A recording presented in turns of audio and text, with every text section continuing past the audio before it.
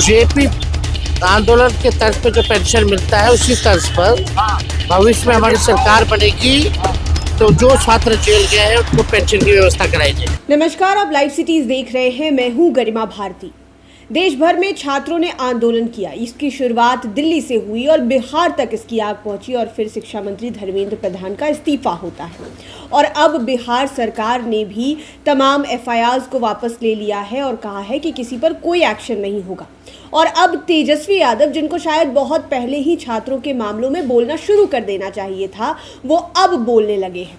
अब उन्होंने क्या कुछ कहा है? उन्होंने कहा है कि हम जैसे जेपी सेनानियों को अभी मिलता है पेंशन, वैसे ही इन छात्रों को भी पेंशन देंगे अगर हमारी सरकार आती है तो। क्या कुछ कह रहे हैं तेजस्वी यादव, आप सुनिए। जेपी आंदोलन के तर्ज पे जो पेंशन मिलता है उसी तर्ज पर भविष्य में हमारी सरकार बनेगी तो जो छात्र जेल गए हैं उनको पेंशन की व्यवस्था कराई जाएगी। तो आपने नेता प्रतिपक्ष तेजस्वी यादव को सुना। बांकीपुर उपचुनाव को लेकर प्रचार प्रसार का आज अंतिम दिन था और तेजस्वी यादव घूम रहे थे, पूरे विधानसभा क्षेत्र में प्रचार कर रहे थे। आपने उनका कॉन्फिडेंस देखा कि कैसे वो बात कर रहे हैं। हालांकि काफी दिनों तक गायब रहे, अपने निजी कारणों की वजह से हो सकता है, लेकिन चुनाव में देर से एंट्री की और खास तौर पर जैसा माहौल पूरे देश में और बिहार में बना हुआ था, छात्रों ने प्रदर्शन किया, लाठियां खाई, जीत भी हासिल की और उनके जो नेता प्रतिपक्ष हैं, जिन्हें सदन में उनके लिए आवाज उठानी चाहिए थी, वो लेट से आए। लेकिन अब जाकर उन्होंने ये घोषणा कर दी है। तेजस्वी यादव ने कहा है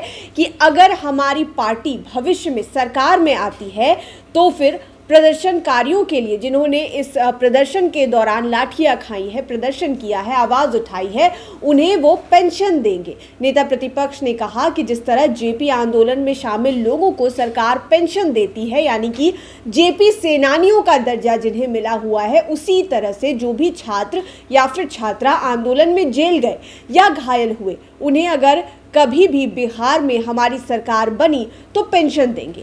इस तरह से नेता प्रतिपक्ष तेजस्वी यादव ने प्रदर्शनकारियों का समर्थन करते हुए उनके पक्ष में ये खास ऐलान किया है। आपने तेजस्वी यादव की बातें सुनी, लेकिन कई तरह के सवाल जो हैं वो खड़े भी हो रहे हैं कि तेजस्वी यादव आखिर इतने दिनों तक कहाँ गायब थे, जब पूरे देश के छात्र आवाज़ उठा रहे थे। खासतौर पर बिहार में अगर कुछ नहीं होता तो ये सवाल खड़े नहीं होते। बिहार के छात्र जो हैं वो सड़कों पर थे, बिहार के छात्रों ने लाठी खाई, डंडे खाए, तरह तरह का प्रदर्शन हुआ, अलग अलग तरह की तस्वीरें आई, उनके खुद के भाई जेल में चले गए और तमाम तरीके की चीज़ें हुई। लेकिन तेजस्वी यादव की लेट एंट्री और बाद में ये कह देना कि हमारी सरकार आई तो हम इन छात्र छात्राओं को, जिन्होंने लाठी डंडे खाए हैं या फिर जेल गए, जिनके ऊपर कार्रवाई हुई, उनको हम पेंशन देने का काम करेंगे। लेकिन अब लोग सवाल करना सीख चुके हैं। वो केवल सरकार से सवाल नहीं करते, वो विपक्ष से भी सवाल करते हैं, जो शायद विपक्ष की भूमिका में इसलिए है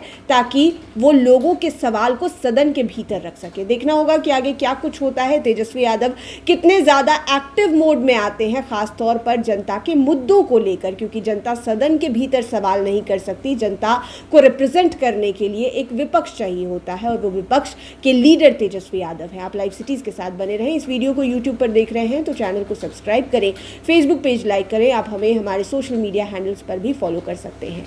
धन्यवाद।